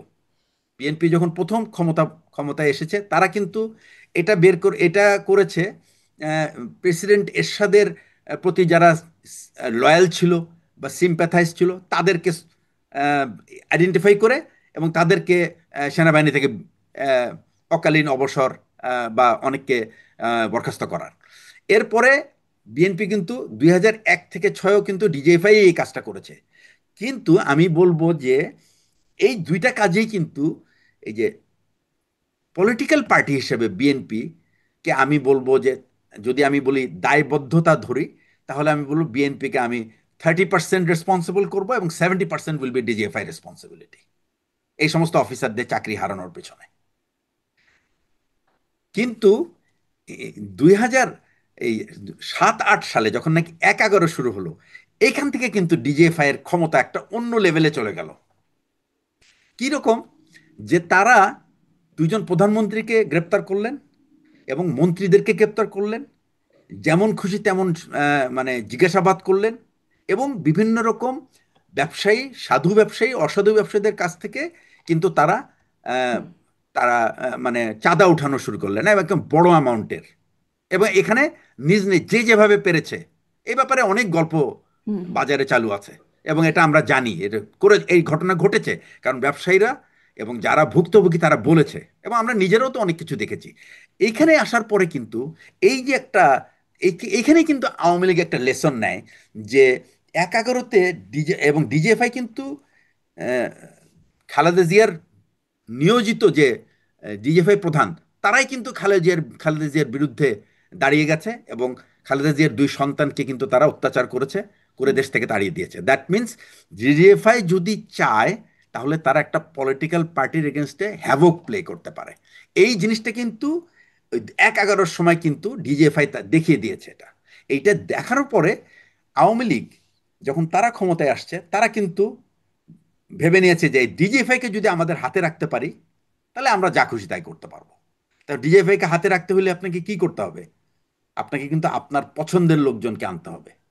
হুম বিএনপি যে কাজটা করত, আওয়ামী লীগ অনেক রিসার্চ করে এটা করতো এবং আওয়ামী লীগের সাথে আরেকটা ভারতের কিন্তু একটা ডাইরেক্ট ইনপুট ছিল এগুলি ব্যাপারে, কোন অফিসারকে কোথায় নিতে হবে না হতে হবে, ইভেন কোন প্রশাসনের কে কোথায় যাবে না যাবে, এগুলি তো সব ইন্ডিয়ান ইন্টেলিজেন্স এজেন্সি ভেতরে থেকে তারা এগুলি করতো। এবং এই এই এই এই অপারেটিভরা এ তো এতে খুব মানে নোন হুম অ্যাকশনস আমরা দেখেছি এই অনেকগুলো 15 প্রশ্ন বছরে আপনার কথা কিন্তু। থেকে আমার আসলে চলে আসছে, একটা একটা করে যদি না করি পরে হারাই ফেলবো। যে যে বলছিলেন আপনি যে সাবেক প্রধানমন্ত্রী বেগম খালেদা জিয়ার দুই পুত্রকে তারা নির্যাতন করেছেন বা ব্যবসায়ীদের কাছ থেকে চাঁদাও তুলেছেন, তুলে নিয়ে গিয়ে, হ্যাঁ সেই ঘটনাগুলো আমরা সেই সময় থেকে কিছু কিছু শুনে এসেছি। তারপরে সেই কর্মকর্তারা তারা কোথায় গেলেন? তাদের সবাই বিচারের আওতায় এসছেন না কোথায় তারা? না, তাদের তো বিচার, তারা তো আওয়ামী লীগ এসে তাদেরকে সরিয়ে দিয়েছে এবং ওগুলি তো আর তারা, কারণ ওই যে গুম সংক্রান্ত লেভেলের অপরাধ না এটা। হুম এই অপরাধগুলি ছিল এবং যারা এই এই ঘটনার পরে যারা আওয়ামী লীগের সাথে আবার মিলে গেছে, এর মধ্যে কিন্তু অনেকেই ছিল যারা ওই আপনার আমি জানি না তখন আপনি দেশে ছিলেন কিনা। ছিলাম। আওয়ামী লীগ ওই সময় একটা সিডি বের হয়েছিল রাজনীতিবিদদের, হুম হুম মানে তারা তাদের দেখেছি। কর্মকাণ্ডকে ঘিরে। তো একটা সিডি ছিল সব বিএনপি রিলেটেড রাজনীতিবিদদের, আর একটা ছিল আওয়ামী লীগ রিলেটেড রাজনীতিবিদ। আপনি আওয়ামী লীগ ক্ষমতায় আসার পরপরই বিএনপির সিডিটা শুধু থেকে গেল আর আওয়ামী লীগের সিডিটা ডিস্ট্রয় করা হয়ে গেল। তাহলে তার আপনি কিছুই পাবেন না, কে করেছিল কোথায় করেছিল। এবং আমি জানি যারা করেছিল তারা কিন্তু ঠিক আওয়ামী লীগের সাথে হাত মিলিয়ে একেবারে পুরা তাদের যা যা পাবার সব পেয়েছে। হুম, হ্যাঁ, ডিস্ট্রয় করলেও পুরোপুরি ডিস্ট্রয় হয় নাই, সেগুলো অনেক কিছু আসলে পরবর্তীতে পাওয়া যায় এরকম ঘটনা। না, কিন্তু ওগুলি তার হয়তো মানে যাবে। যারা হাত মিলিয়েছেন তারা বহাল তবিয়তে বা বেশ রমরমা অবস্থা, হ্যাঁ, আর যারা হাত মেলাননি বা মেলাতে পারেননি, সুযোগ চেয়েছেন পাননি, তাদের কি হয়েছে?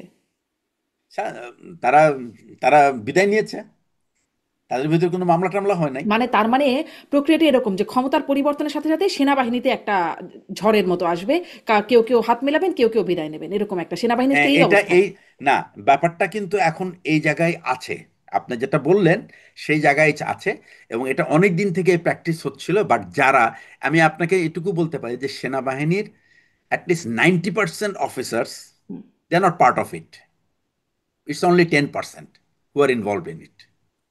and this 10% has ruined this country, this army force. এবং সবসময় এই 10% গুলো থাকেই আসলে। আমি ওই হ্যাঁ, প্রশ্নটা করছিলাম যে যেটি আসলে নূর খান লিটন গুম কমিশনের সদস্য মানবাধিকার কর্মী তিনি বলছেন যে সবসময় ওটা গুম, 70 না মানে 70 তখন দশকের থেকে যেটা, গুম এটা ছিল, এটা গুম সবসময় ছিল, এটা হ্যাঁ, আসলে হ্যাঁ, সেটাই আমি জানতে চাচ্ছিলাম ওইটা যে সম্ভবত ওইটা সম্ভবত পুলিশের অ্যাক্টিভিটিস হবে, কারণ ওইটা তখন ডিজিএফআই বা এই ধরনের র্যাব এরা তো তখন তাদের তো জন্মই হয় নাই। আর ডিজিএফআই অ্যাকচুয়ালি লাইমলাইটে আসে আশির পরে, 81 পরে, এই জেনারেল এরশাদ পাওয়ারে আসার পরে যখন সে পলিটিক্যাল পার্টি তৈরি করবে, তখন থেকে অ্যাকচুয়ালি ডিজিএফআই এর এই রাজনৈতিক অঙ্গনে পদচারণাটা শুরু হয়।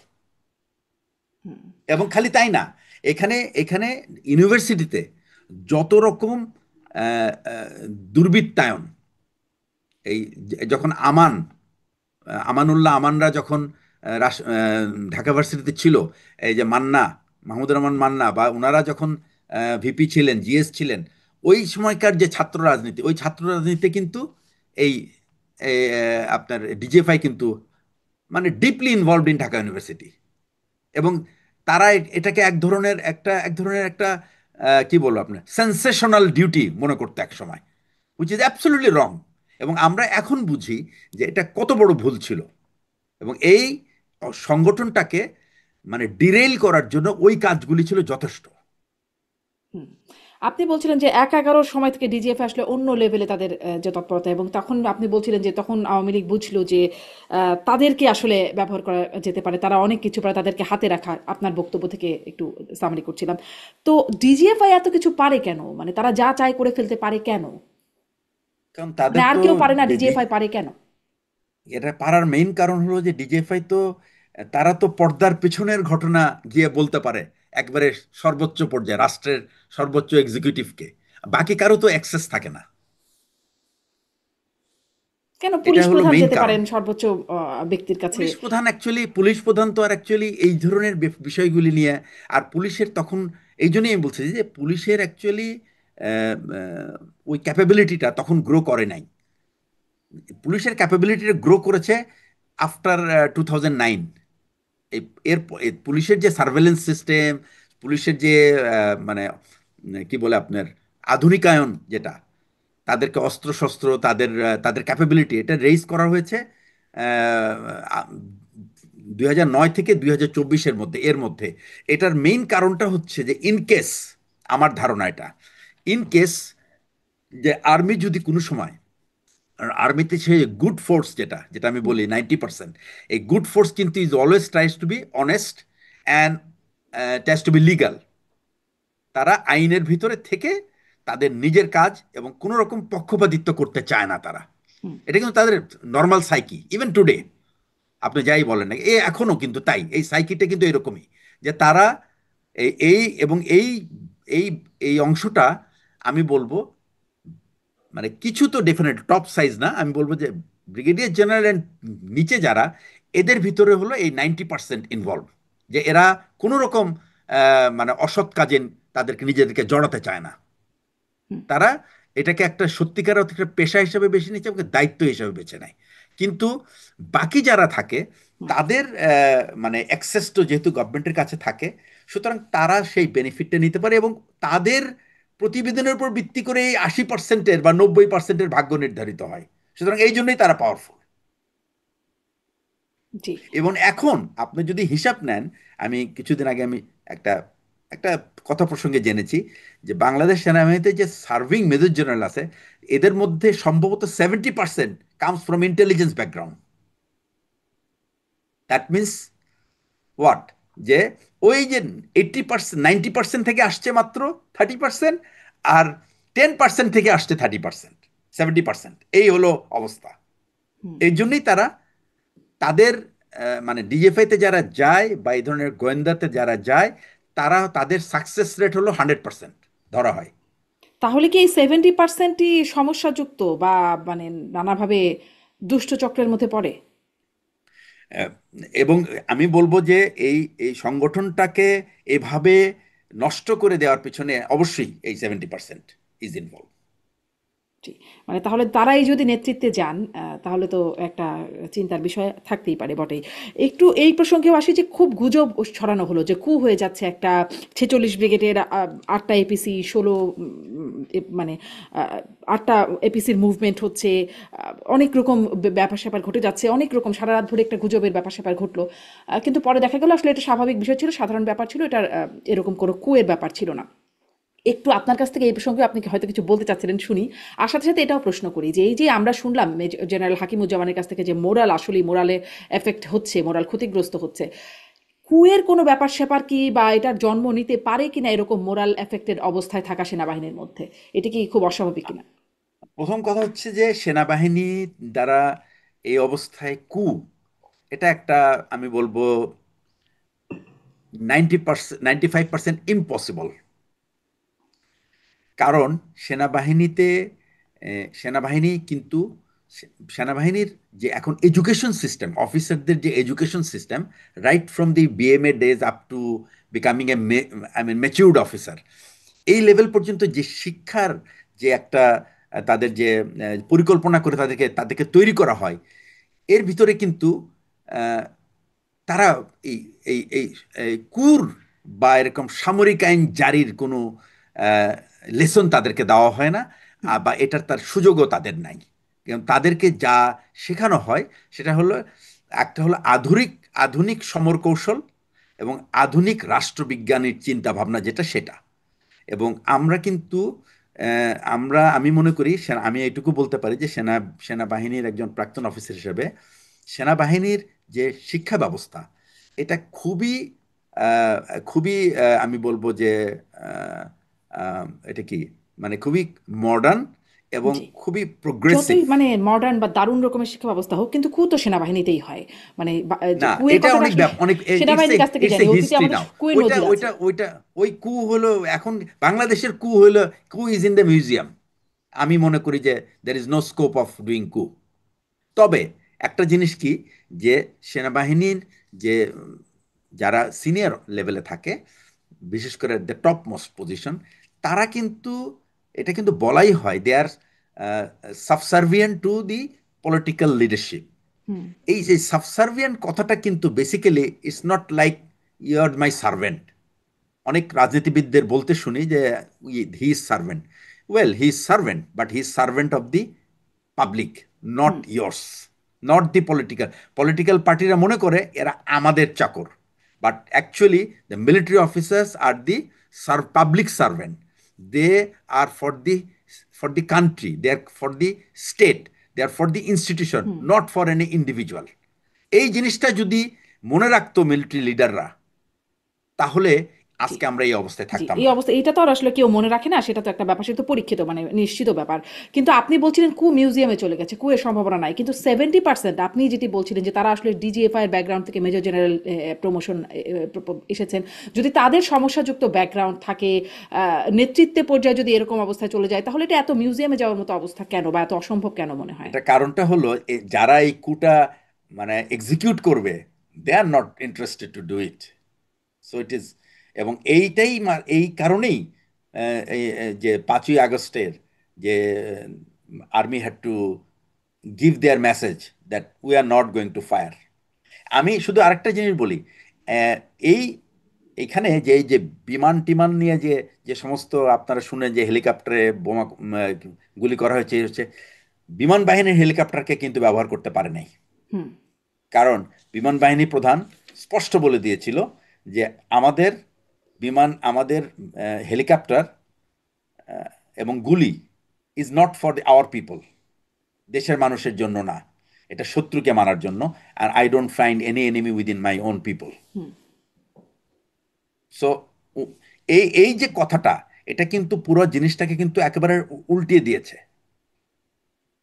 সুতরাং এই স্ট্যান্ড নেওয়ার পরে তখন বাকি সবাই সতর্ক হয়ে গেছে যে আসলে এই এই অ্যাকচুয়ালি তার এই উত্তরটাই কিন্তু সবার বিবেককে জাগিয়ে দিয়েছে। তা না হলে কিন্তু সেনাবাহিনী কিন্তু গুলি করা শুরু করছিল, কিন্তু প্রথম কয়েকদিন কিন্তু করেছে তারা, কিন্তু তারপরে কিন্তু একটা সময় এসে বলছে যে no, we are not going to do it. এখন আসলে তাদেরও বিচারের আওতায় আনার বিষয়টি হচ্ছে এই মানবাধিকার, মানে মানবতা বিরোধী না, অপরাধে এটা তো তাদেরও। তাদেরকে যেটা না হচ্ছে, এটা তো পুরনো ইস্যু। তারা যে অতীতে যে কাজগুলি করে আসছে সেটা মানে এখন এইখানে তার যে সাথে দেখছিলাম যে এই মানবতা বিরোধী মানে জুলাই আগস্টের গুলি করা, বনশ্রী এই এলাকার গুলি করার হ্যাঁ, বা ওখানে তো দুই হত্যাকাণ্ডের জন্য একজন তো থাকে। তাদেরকে। আমি তো আপনাকে আগেই বলেছি, দুই একজন কিন্তু ওই প্রোঅ্যাক্টিভ থাকে, মানে একটু বেশি বীরত্ব দেখানোর জন্য, বিকজ এটাতে ফায়দা বেশি। সুতরাং সে বেশি বীরত্ব দেখায়। এবং সে ডাইরেক্টলি, আমাদের তো নির্দেশ আছে এই ধরনের ম্যাস যদি প্রোটেস্ট, আমরা যদি, আমাদেরকে একেবারে প্রেসক্রাইব ডিকটেশন আছে that you will shoot at his leg, but he made a aimed fire to to kill somebody. এটা তো, তা তো অবশ্যই এটা এটা একটা অপরাধ। সে যদি কাউকে তাক করে মেরে ফেলার জন্য মেরে গুলি করে থাকে, তাহলে তো he is at fault, he is A killer, he needs to be tried. কিন্তু যারা ক্রাউড ছত্রভঙ্গ করার জন্য, তাদের যে তাদের যে কাজ, প্রথমে একটা ওয়ার্নিং দেওয়ার কথা, তারপরে ওয়ার্নিং করবে, ওয়ার্নিং শট হলো কোথায়, পায়ের পায়ে শট করবে, নট টুয়ার্ডস দি, যেখানে এমন কোথাও করবে না যেখানে মানুষ মারা যায়। তো ও তো হুম। এইম করে তাহলে মেরেছে, কি তারা তাই হবে। ব্যক্তিগতভাবে অতি উৎসাহিত হয়েছে, নাকি তাদের অবশ্যই, কমান্ডিং অবশ্যই, কোথাও থেকে কমান্ড এসেছে? অবশ্যই। একটা হলো কমান্ড এসেছে এবং সেই কমান্ডের তারা এক্সিকিউট করেছে। হুম। কিন্তু মানে কোনো তার তার তাকে কমান্ড করবে কারা, কে কমান্ড করবে, তার তো যে আপনি যাদের কথা বলছেন, এটা তো অ্যাকচুয়ালি বিজিবির যে একজন অফিসার, সে একটা ব্যাটালিয়ন কমান্ডার। প্রথম কথা হচ্ছে যে battalion commander do not fire. Battalion commanders don't fire. They are not for firing at people, they give direction to others to fire. সে কেন ফায়ার করবে? এটাই তো তার সবচেয়ে বড় অপরাধ। তার তো হাতে অস্ত্র নেওয়ার কথা না। হুম, সে তো যাদেরকে দিয়ে কাজ করাবে তাদেরকে নির্দেশ দিবে। হুম, হুম। সে কেন মারতে যাবে? এটা তো এটাই তো সবচেয়ে বড় অপরাধ। তার তো মারার কথা না। ব্যাটালিয়ন কমান্ডার তো ফায়ার করে না, ফায়ার করা উচিত না যতক্ষণ পর্যন্ত এরকম সে আসলে কথা না ব্যক্তিগতভাবে কিন্তু আক্রমণ না করে, হয়। কথা না কিন্তু এই করে করলে এরকম। এখন, এই করলে তো এই মামলা, এই জন্যই সেই এখন he has to face the court. আচ্ছা, তাহলে আসলে ওই যে মানে সামনেও সেনাবাহিনীর ভূমিকা কেমন হবে সেটা একটা প্রশ্ন। কারণ এই যে তার করার কথা না কিন্তু করে। ধরেন সেই অপারেশন ক্লিন হার্ট যৌথ বাহিনী দ্বারা পরিচালিত, বা ক্রস ফায়ারের ঘটনাগুলো যেগুলো তখনও করতো, যে সেনাবাহিনী ছিল, সবাইকে একই রকম স্ক্রিপ্টে গুলি করে করে মারা। না, এখন সেই না, একটা এখানে ব্যাপার ছিল। এখানে আমি একটা, কয়েকটা ঘটনা একটু মেলাই। তারপরে ধরেন হ্যাঁ, আপনি বলছিলেন শুট করবে পায়ে, এটা সুনির্দিষ্টভাবে বলা আছে। গোপালগঞ্জে যে ঘটনা, এনসিপির নেতারা গেলেন মার্চ টু গোপালগঞ্জ এই তৎপরতার মধ্য দিয়ে, সেখানেও সেনাবাহিনীকে দেখা গেল, সেখানেও গুলি করে আসলে মানুষ মারাই গেলেন গুলিতে সেনাবাহিনী, সেখানেও ব্যাপারগুলো, এই যে ঘটনাগুলো, বা এই যে 5ই আগস্টের আগে সেনাবাহিনী যেভাবে গুলি করে মানুষ মারলো সেই ঘটনা, তাহলে তো মানে এরকম কি বিচারের আওতায় সেনাবাহিনী আসতেই থাকবে, আসতেই থাকবে, বিষয়টা হ্যাঁ, এরকম ক্ষমতা ব্যাপারটা হলো কি, পরিবর্তন হবে, না, সেনাবাহিনীর বিচার না, হবে? না, আমি আপনাকে একটা কথা বলি, সেটা হচ্ছে যে সেনাবাহিনী কিন্তু আহ, সেনাবাহিনী 5ই আগস্টের আগে যে ঘটনাটা ঘটেছে, ওখানে আমরা একটা দৃশ্য দেখেছি যে গণভবনের সামনে সম্ভবত একটা সেনা একটা দল এরকম মাটিতে শুয়ে এইম করে ফায়ার করছিল। আমি জানি না ওই ওই ফায়ারের ফলে কেউ নিহত হয়েছে কিনা জানি না, এটা সম্বন্ধে আমার কোনো ধারণা নেই।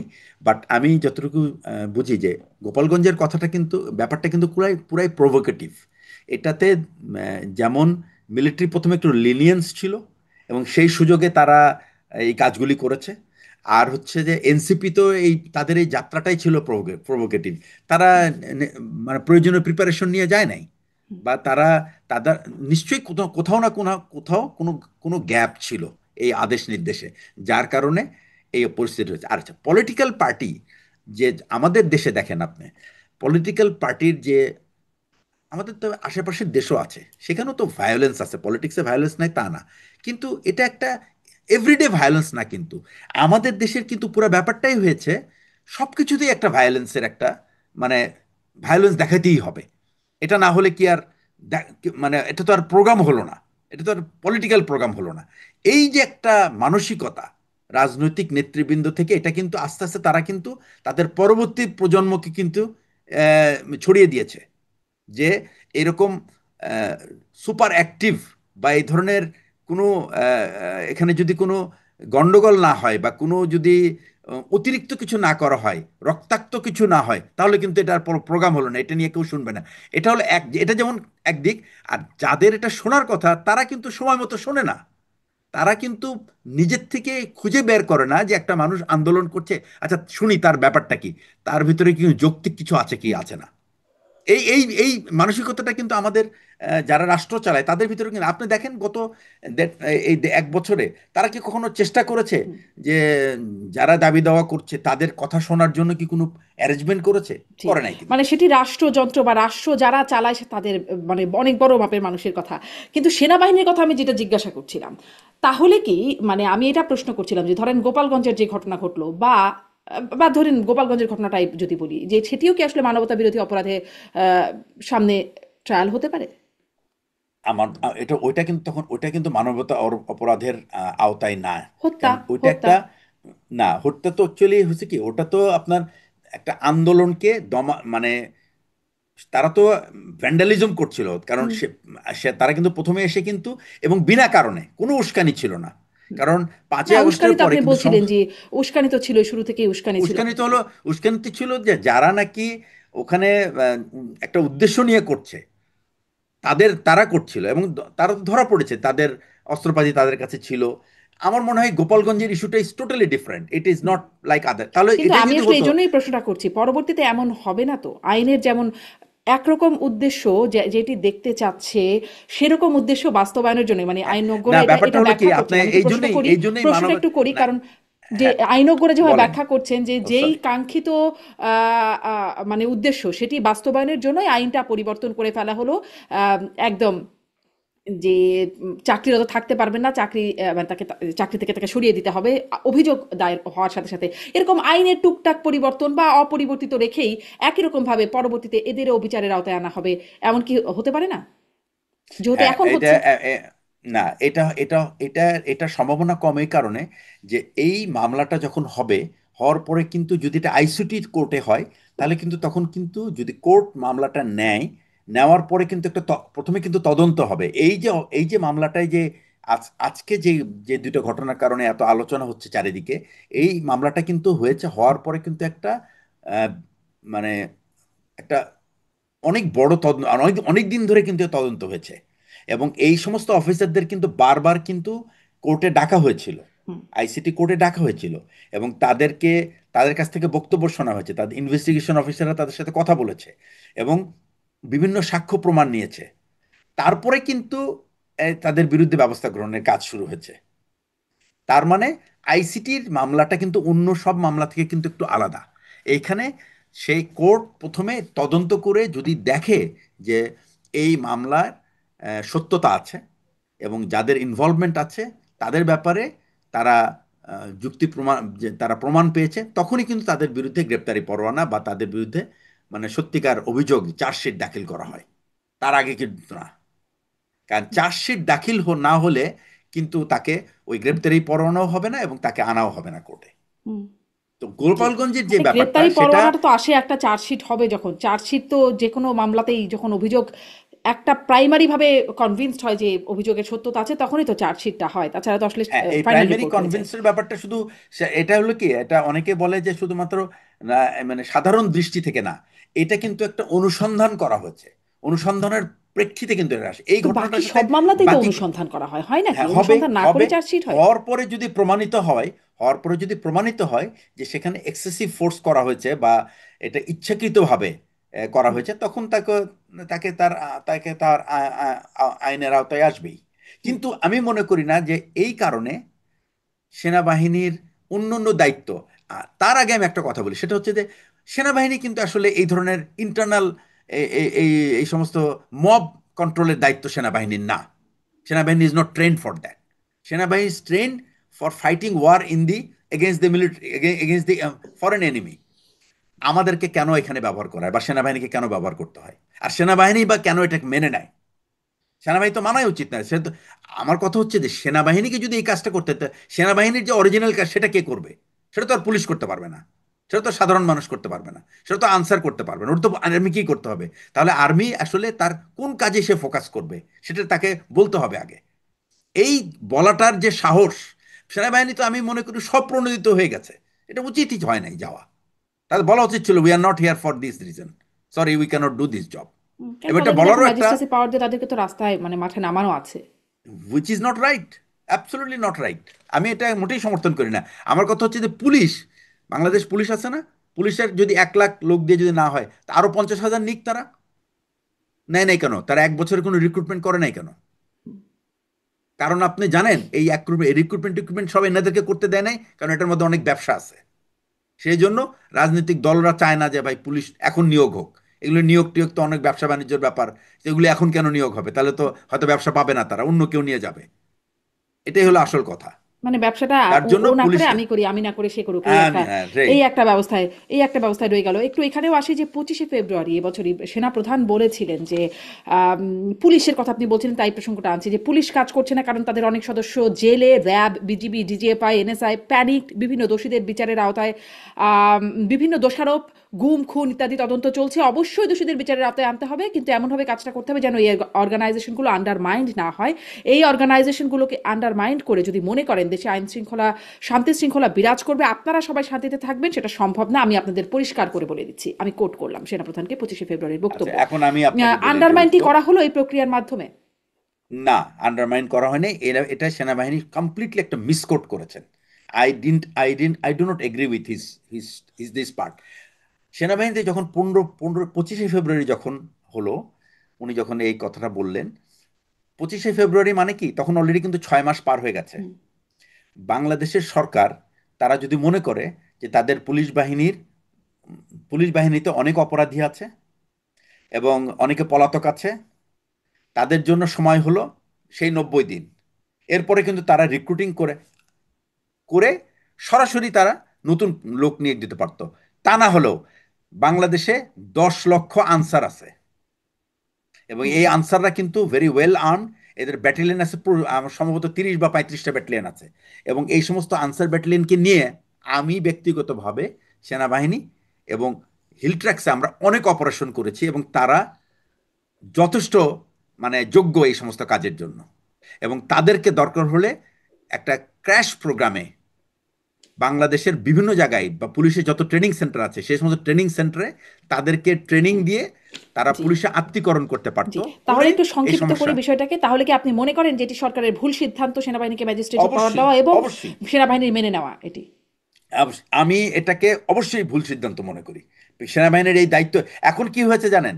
সেনাবাহিনী না করছে এই কাজ, ম্যাজিস্ট্রেসি পাওয়ারটা ব্যবহার করছে না কোনো, তারা শুধু তাকেই তাকেই দেখতেছে। এবং আমি দেখলাম কিছু কিছু ভিডিওতে মানুষজন মারামারি করতেছে করতেছে, সে সে জাস্ট পিক আপের ভেতর বসে থেকে দেখতেছে, আর মজা দেখতেছে।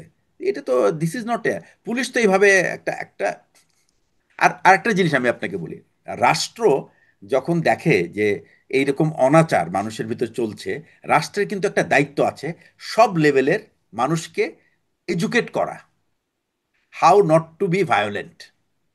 ভায়োলেন্ট হইলে কি কি অসুবিধা হয় আপনি আমাকে বলেন। বাংলাদেশে তো প্রায় 20-25টা টিভি চ্যানেল আছে, কোন চ্যানেলে আপনার রাষ্ট্র এই ধরনের কোনো প্রোগ্রাম নিয়ে আছে? বা প্রত্যেক দেশেরই প্রাইভেট চ্যানেলেও কিন্তু রাষ্ট্রের মেসেজ কিন্তু কনভে করা হয়। আপনি আমাকে বলেন, রাষ্ট্র কি কোনো মেসেজ এই পর্যন্ত এই গত 1 বছরে দিয়েছে মানুষকে সহনশীল হওয়ার জন্য, ধৈর্য ধরার জন্য, বা তাদের দাবি দেওয়া কি করবে, কিভাবে হুম, করবে?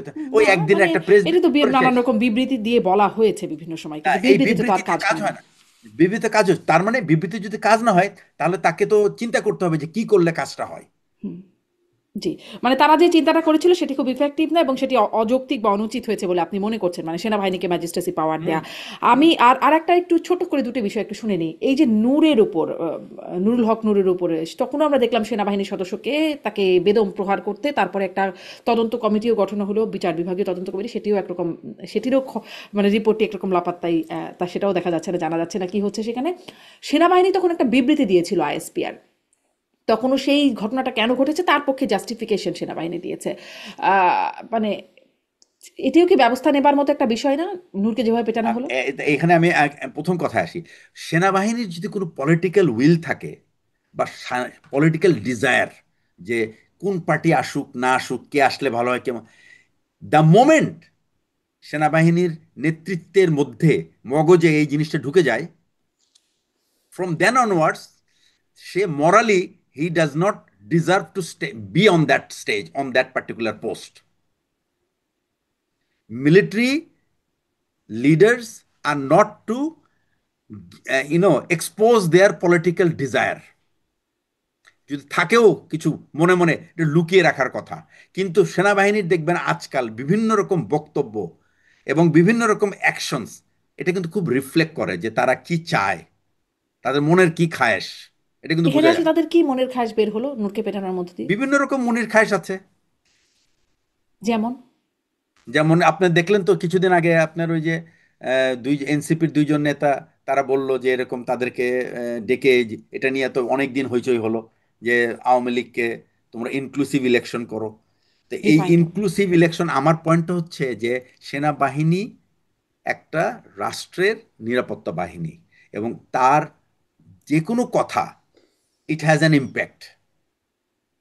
তো যদি আমি জানি যে এই কথাটা বললে people are likely to misread me, why should I টক?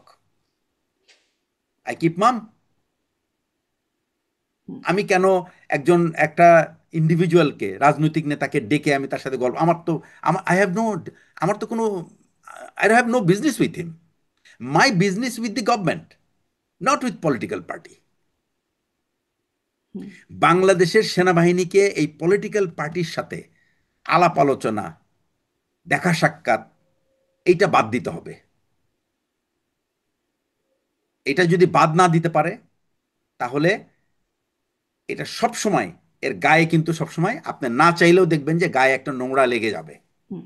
কিন্তু ধরেন এই যে নূরকে পেটানোর ঘটনায় এখানে কি পলিটিক্যাল উদ্দেশ্য ছিল, মানে কিভাবে এটা আসলে? এখানে তো আমার কথা হলো যে নূর যদি, নূরকে পলিটিক্যাল, আমরা তো দর্শক হিসাবে যা দেখি সেটা হচ্ছে যে সে রাস্তার ওই পাশে দাঁড়ায় কথা বলছিল, হঠাৎ করে দেখা যায় যে মানে কিছু মিলিটারি যারা পেট্রোল করছিল তারা এসে লাঠিসোঁটা দিয়ে মারপিট শুরু করে হুম। দিল। এবং আজকাল ব্যাপারটা হয়েছে কি, যখন এরকম যখন মারপিট শুরু হয় তখন আসলে তো কেউ কাউকে আইডেন্টিফাই করতে পারে না। দেখা যায় মাথার মধ্যে হেলমেট, একটা নতুন টেকনিক বের হয়েছে, মাথায় হেলমেট দিয়ে আপনি তো কারো পরিচয় পাবেন না, বাস সে গিয়ে মারপিট শুরু করে দিল, এবং কে কোত্থেকে আসলো তারপর আর কোনো হাওয়া মাঝখান থেকে। তো পুরো ব্যাপারটাই কিন্তু একটা, এটাও একটা প্রভোকেশন। নূর যেরকম প্রভোকেট করেছে, হুম। সে বলতেছে আমি তো রাস্তার ওই পারে ছিলাম, আমি তো জাতীয় পার্টির হুম। ওইদিকে যাই নাই, তাহলে আমাদেরকে কেন এরকম করে মারলো? এখন জাতীয় পার্টি বলছে যে তারা ওখানে মিটিং করছে। জাতীয় পার্টির আসলে মিটিং করার মতো সাহস পাওয়ার কথা না। জাতীয় পার্টি যা করেছে, সেই সাহস যারা দিয়েছে তারাই এই এটার মধ্যে ইনভলভ ছিল। এখন এই জন্যই বলি, যখন আপনি মিলিটারির একটা ডিজায়ার হয়ে দাঁড়ায় যে ঠিক আছে, আমি তো অমুককে পারছি না, তো আরেকজন এ কে পারছি না, তো বি কে লাগাই, দেখি তাকে দিয়ে এর কাজটা করানো যায় কিনা। এই ধরনের যখন ডিজাইন মাথার মধ্যে খেলতে থাকে, হুম। তখনই এই ধরনের অহেতুক কিন্তু সাহস বিতর্ক পাবার তৈরি কথা হয়। না কেন, মানে জাতীয় পার্টির সাহস পাবার কথা না কেন? মানে সাহস যেহেতু 5ই আগস্টের পরে আমরা জানছি যে আইনের শাসন প্রতিষ্ঠিত নাকি হবে, এরকম আশা নাকি হলো, তো তারা তো একটা, এখন তারা একটা ভ্যালিড রাজনৈতিক দল, তারা কেন তাদের সমাবেশ করতে ভ্যালি পারবে না, তারা রাজনৈতিক, কথা বাট বলতে পারবে তারা না? তারা যে অপকর্মটা করেছে, হুম। তারা তো এই মানে একনায়কতন্ত্র, মানে করেছে, বুকে কিন্তু তারা টেনে তো এখন ধরার জন্য। আইনগতভাবে তারা বৈধ দল, তারা একটা হ্যাঁ, বৈধ দল। বৈধ, তারা কিন্তু তারা এইটার জন্য তো, সমাবেশ করবে, এইটা সাহস এই কেন এই পাবে যে, না? না, এটা হলো স্বৈরাচারের সহযোগী। হ্যাঁ। স্বৈরাচার যদি ইনু এবং রাশেদ খান মেননকে যদি জেলে নেওয়া হয়, তাহলে জাতীয় পার্টির লিডারশিপ, তারা তো সবই খেয়েছে। হুম। যে পার্টির লিডার ভারত থেকে ফেরত এসে বলে যে আমি ভারতের অনুমতি ছাড়া কিছু, ও বরং ভারতে যে রাজনীতি করা হচ্ছে, ও তো বাংলাদেশের রাজনীতি করাই উচিত না। সে তো বাংলাদেশের না, রাজনীতি করার সেই অধিকার রাখে না। সমালোচনাটা টিভি স্ক্রিনে আপনি করতেই পারেন বা আমিও করতেই পারি, খুব জোর গলায় করতে পারি, কিন্তু মানে আমি যদি বলি আইনের শাসনের কথা, তাহলে রাস্তায় তারা কেন সভা সমাবেশ করতে পারবে না? তাদের তো কোনো হ্যাঁ, মানে না মানে রাজনৈতিক নিষেধাজ্ঞা না আইনগত কোনো নিষেধাজ্ঞা রাইট। আছে? রাজনৈতিক সমাবেশ করতে, সে তো সমাবেশ করার জন্য তো তাকে কেউ বাধা দেয় নাই। হুম। তাকে সমাবেশ করার জন্য কেউ বাধা দিয়েছে? নূর নূর তো তারা প্রতিবাদ জানিয়েছে, তারা তো বাধা দেয় নাই। হুম। তারা তো প্রতিবাদ, তারা তো বলে না যে তোরা বাইরে হয়ে যা। হুম। তারা মানে আপনি প্রতিবাদ বলছিলেন সাহস জানিয়েছে। পায় কোথা থেকে, মানে সাহসটা পাবে না কেন তারা? পাবে না বিকজ তারা তো সহযোগী, তারা স্বৈরাচারের সহযোগী, সেই জন্য তাদের পাওয়া উচিত না। এবং এই যে কিন্তু এই মানে 70% সেনা কর্মকর্তা যারা মেজর জেনারেল হিসেবে আছেন, তারা তো সুন্দরভাবে চাকরি বাকরি করছেন, তারা তো সাহসের সাথেই আছেন নাকি ভয়ে ভয়ে? না, তারা তো তারা ছিলেন ওই সময় তারা ডিজিএফআই এর, আপনি বলছিলেন সেখান থেকে প্রমোশন পেয়ে আসছেন। না, এটা ব্যাপারটা হলো কি যে তারা ডিজিএফআই চাকরি করেছে, বাট ডিজিএফআই থেকে যদি তারা ওই অপরাধের মধ্যে না থেকে থাকে, তাহলে তো তারা তাদের তো চাকরি করতে কোনো অসুবিধা নাই। হুম, যারা যদি অপরাধে জড়িত হয়ে থাকে তাহলে তো সে সময় মতো তার ডাক পড়বে। হুম। এটা তারাই জানে তারা কতটুকু করেছে না করেছে। এবং যারা মামলা মোকদ্দমা জি, করবে কিন্তু আবার ওই যে সেই অপরাধ তদন্তেই বের প্রমাণিত হয়ে হবার আসবে। আগ পর্যন্ত নিরপরাধী সেই হিসাবেই না, বলছিলাম যে যদি না, জাতীয় ব্যাপারটা হলো পার্টির কি যে অপরাধ হয়, অপরাধ। অভিযুক্ত হয়, পানিশমেন্ট হয়, তারপর না হবে, এখন কেন সাহস পাবে না? যাই হোক, সেটি আবার একটা রাজনৈতিক আলোচনা। আমি একটা শেষ প্রশ্নে আসি, আমার আসলে সময় অনেকক্ষণ পার হয়ে গেছে, তারপরে কথা বলতে হ্যাঁ, বলতে বলেই যাচ্ছি যে সাবেক স্বরাষ্ট্র উপদেষ্টা ব্রিগেডিয়ার সাখাওয়াত, তিনি একদম যখন স্বরাষ্ট্র উপদেষ্টা ছিলেন তখনই 7.62 রাইফেল সেটি সিভিলিয়ানদের হাতে গেল, এই নিয়ে কথা বলার পর তার একদম তাকে সরিয়েই দেয়া হলো স্বরাষ্ট্র উপদেষ্টার পদ থেকে। তিনি আবার সম্প্রতি সেনা কর্মকর্তাদেরই এক আয়োজনে বলছেন যে 5ই আগস্ট সিভিলিয়ান প্রফেশনাল স্নাইপার তারা কপালের মাঝ বরাবর আর কি লক্ষ্য করে গুলি করেছে, এবং 4ই আগস্ট তিনি যখন একটা ফোন কল পেয়েছেন, সেখানে তাকে বলা হয়েছে যে আপনি বের হবেন না বা ওদিকে যাবেন না, কারণ আপনি টার্গেটেড হবেন, আপনি টার্গেটেড। তিনি জিজ্ঞাসা করেছেন কেন বা কে আসলে সেখানে, তিনি উত্তর পান নাই। তিনি বুঝেছেন যেটি ইন্টেলিজেন্সের ভেতর থেকে কেউ তাকে বলেছে। এই যে কারা এই সিভিলিয়ান স্নাইপার হাতে বা প্রফেশনাল, তারা এটা কি বের করার কোনো প্রয়োজনীয়তা কেউ অনুভব করলো না? মানে উচিত ছিল না? বাংলাদেশে তো কেউ, এই বাংলাদেশে তো কোনো ঘটনার কেউ বের করতে চায় না, কারণ বের করলে তো তো কিছু খুঁড়তে সাপ বের হয়ে যাবে, এই জন্য কেউ কিছু বের করতে চায় না। আর তাছাড়া আমি আপনাকে বলি, সাখাওয়াত স্যার উনি অনেক আগে আর্মি থেকে চলে আসছে। পুলিশের ভিতরে যে ট্রান্সফরমেশনটা হয়েছে, হ্যাঁ, বিশেষ অ্যান্ড ওয়েপনাইজিং পুলিশ যেটা, এটা উনি এইটার সম্বন্ধে ওনার কোনো ধারণা নেই। Police has even a much more lethal weapon than military. Hmm. পুলিশের যে বিভিন্ন রকম ইউনিট তারা করেছে, সিটিটিবি করেছে, সোয়াট টিম করেছে, তাদের হাতে যে অস্ত্র আছে ওগুলি সামরিক বাহিনীর কাছেও নাই। তো সুতরাং উনার এগুলি সম্বন্ধে কোনো আইডিয়াই নাই। ওই যে পুলিশ যে যে সমস্ত অস্ত্র ব্যবহার করেছে, এই অস্ত্র তারা বহু আগে থেকে ব্যবহার করছে। হুম। এবং স্যারের কিন্তু স্যার ভুলে গেছে সম্ভবত যে পুলিশের হাতে লিথাল ওয়েপন আছে। না। 7.62 weapon is a lethal weapon. হ্যাঁ, হ্যাঁ, কিন্তু সেটি এটা তো লিথাল। আছে, সেটি তো তিনি বলছেন এবং যে পুলিশের প্রত্যেকটা হাতে এটা ছিল, আরেকটা কিন্তু জিনিস হলো, পুলিশের বাইরে সিভিলিয়ানদের হাতেও ছিল। না, সিভিলিয়ানদের কাছে না, পুলিশের যে ডিউটি করে, দেখবেন একটা মিলিটারি কখনো কিন্তু ইউনিফর্ম ছাড়া সে ডিউটিতে থাকবে না। He has to wire his uniform. Uniform ছাড়া সে ডিউটিতে যেতে পারবে হুম। না। পুলিশের ভিতরে কিন্তু আবার এই বাধ্যবাধকতা নাই। পুলিশ কিন্তু খালি গায়ের মধ্যে একটা জ্যাকেট লাগায় পুলিশ ডিউটি করতেছে, ওই জ্যাকেট খুলে ফেললে কিন্তু সে পুলিশ না, নোবডি নোজ। তো এই এদের ভিতরে পুলিশের হাতে কিন্তু স্নাইপার দেওয়া আছে, বিডিআর এর কাছে স্নাইপার দেওয়া আছে। এই স্নাইপার তারা কিনেছে, তারা লং রেঞ্জ থেকে টার্গেট নিউট্রালাইজ করার জন্য। সুতরাং আমি বলবো যে এই সিভিলিয়ানদের হাতে এই সমস্ত স্নাইপার আসার প্রশ্নই আসে না। কিন্তু এটাকে কিন্তু তারপরেই তো মানে মানে আমরা আসিফ মাহমুদ, যিনি বর্তমান উপদেষ্টা, তিনিও বলেছিলেন যে তাদেরও সশস্ত্র বিপ্লবের পরিকল্পনা ছিল, তাদের হাতেই বা কোত্থেকে আসতো, মানে সেটিই বা। সশস্ত্র বিপ্লব, সেটা আমার মনে হয় আসিফ মাহমুদকে জানলেই ভালো হবে যে আপনি সশস্ত্র বিপ্লব করতে চাইছিলেন, আপনার অস্ত্রের অস্ত্রাগার কই আপনার, হুম। অস্ত্রের যোগান দিচ্ছে কে? এটা হুম। তাকে জিজ্ঞেস করলেই বেটার হবে, because I don't have the answer of G, what এই জন্যই আসিফ আসলে মাহমুদ হ্যাজ অনেকগুলো সেড। প্রশ্ন একসাথে, এটার সাথে ওটা মিলে অনেকগুলো প্রশ্ন দাঁড়ায় যে কেন সেই তদন্তটা হলো না, কেন তাকে সেখান থেকে সরিয়েই দেয়া হলো প্রশ্নটা ওঠানোর পর পর। আবার এদিক থেকে সশস্ত্র বিপ্লবের এই অস্ত্রেরও না, উৎস এটা কি? না, উনাকে সরানো হয়েছে কিন্তু এটার কারণে না। উনাকে সরানো হয়েছিল যে আওয়ামী লীগকে তাদের ভুল ত্রুটি ইয়েকে ফিরে আসার জন্য, হুম। আপনারা বরং ওটা নিয়ে চিন্তা করেন এবং ফিরে কত তাড়াতাড়ি ফিরে আসতে পারেন সেই চেষ্টা করেন, এইটা বলার পরে হুম। উনি এই ফিরে আসতে, আওয়ামী লীগকে ফিরে আনতে চাইছিল। এটাই হলো আসল কারণ জি। ওনাকে ওখান থেকে সরিয়ে দেওয়া। অনেক ধন্যবাদ। একটা আর তারপরেও শেষ বক্তব্য যদি বলে দেন যে সামনে নির্বাচন, এই মোরাল এফেক্টেড সেনাবাহিনী, তারা আসলে সেখানে কেমন ভূমিকা পালন আমি করতে পারে? আমি এটার কোনো আমি এটার কোনো প্রভাব দেখি না। এই এই মামলার সাথে ওই নির্বাচনের দায়িত্ব পালনে কোনো প্রভাব দেখি না। নির্বাচনে কিভাবে সেনাবাহিনীকে ব্যবহার করা হবে সেটা খুবই ইম্পর্টেন্ট। কারণ গত 2014, 2018, 2024-এর নির্বাচনের জন্য যেভাবে নির্বাচন হয়েছে, সেভাবে যদি সেনাবাহিনী ব্যবহার হয়, ও তো তাতে তো কোনো প্রভাবই নাই, কারণ সেনাবাহিনী তো ওই ভোট লুট হবে আর ওই দিকে থেকে তাকায় থেকে চলে যাবে। আমার মনে হয় না সেনাবাহিনী এবার এই ধরনের কোনো দায়িত্ব পালন করবে। আর আসলে ভোট আমাদের দেশে ভোট ব্যাপারটাকে এমনভাবে নেওয়া উচিত, আসলে এগুলি দিস নিডস লটস অফ, এগুলি সব আমাদের শুধুমাত্র সেনাবাহিনী টেনাবাহিনী না, আমাদের রাজনৈতিক নেতৃবৃন্দের কিন্তু মন মানসিকতার পরিবর্তন দরকার। তারা কিন্তু, আমার মনে হয় না তারা কোনো গণতান্ত্রিক পদ্ধতিতে নির্বাচিত হতে চায়। তাই হতো তাহলে যুগের পর যুগ একজন মানুষ একটা পার্টির প্রধান থেকে যায়, হুম, সেখানে কোনো পরিবর্তনই হয় না, জি এই জিনিসটা হতো না। জি। ঠিক আছে? এই গোড়ায় গলদটা তো রয়েই যাচ্ছে, আছে, হয়তো এবং থেকেও এই যাবে। গোড়াত গলদ থেকে তো আপনি অন্য কোনো গলদ দূর করতে পারবেন না।